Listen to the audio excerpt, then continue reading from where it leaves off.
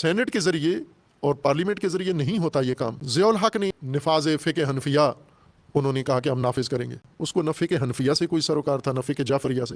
وہ اپنا اقتدار بڑھانا چاہتا تھا، لیکن ایک ہتھیار کے طور پر اس نے یہ مذہبی نعرہ اپنایا، فقہ حنفیہ کے نام پر جماعتوں کو اپنے ساتھ بلا لیا. خوب ظاہر ہے اب دوسری فقہ والے جو فقہ حنفیہ نہیں ہیں، فقہ شافعیہ ہیں، فقہ مالکیہ ہیں، فقہ حنبلیہ ہیں، فقہ جعفریہ ہیں، وہ ظاہر الرٹ ہو گئے کہ یہ کیا ہو رہا ہے، ایک فقہ کو کیوں دوسروں کے اوپر ٹھونس رہے ہیں آپ.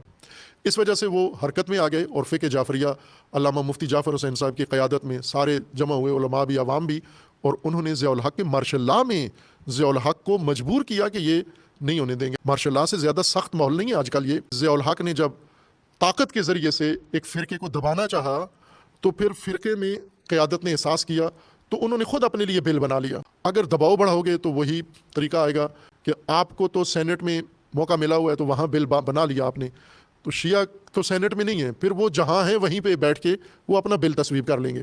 تو ظاہر ہے وہ جب بل تصویب کریں گے تو سینٹ نہیں ہوگی وہاں پر، پھر دوسرے لوگ نہیں ہوں گے. وہ جو پھر بل تصویب کریں گے وہ خطرناک ہو جائے گا اس سب کے لیے، اور اس سے ملک میں انارکی پھیلے گی. جب بھی کسی طبقے کو دبانے کی کوشش کرو گے، آج کی دنیا میں یہ ناممکن ہے، وہ نہیں دبتا نہ سیاسی ہتھ کنڈوں سے نہ طاقت سے. اس نے اپنے راستے پھر بنانے ہیں. تو ایسا نہ کرو، دھکا نہ دو شیعہ کو اس انتہا پسندی کی طرف کہ شیعہ اب عدم تحفظ کا شکار ہو کے انتہا پسندی کی طرف چلا جائے اور بیٹھ کر پھر خود ان راہوں پہ غور کرنا شروع کر دیں جو نہ ملک کے لیے مفید ہے نہ کسی کے لیے مفید ہیں. شیعہ پرامن ہیں. اتنا نقصان ہوا ہے تشیع کا ضیاء الحق سے زمانے سے لے کر جب سے اس نے یہ دہشت گرد بنائے ہیں آج تک آپ گنے ہزاروں شہید ہو چکے ہیں شیعہ. خوب اس کے باوجود بھی نہ ملک کے ساتھ خیانت کی ہے، نہ بغاوت کی ہے، نہ سوچا ہے ایسا اور نہ سوچیں گے ایسا.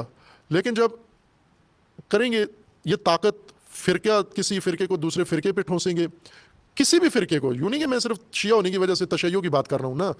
بریلوی اگر دیوبندی پہ اپنے آپ کو ٹھونسے تو بھی فساد ہوگا، دیوبندی اپنے آپ کو بریلوی پہ ٹھونسے تو بھی فساد ہوگا، اہل حدیث پہ کوئی ٹھونسے تو بھی فساد ہوگا، شیعہ اپنے آپ کو ٹھونسے دوسروں کے اوپر تو بھی فساد ہوگا. ادھر نہ جانے دیں، مسئلہ اتنا دور نہ جانے دیں، مسئلے کو یہیں نزدیک سے.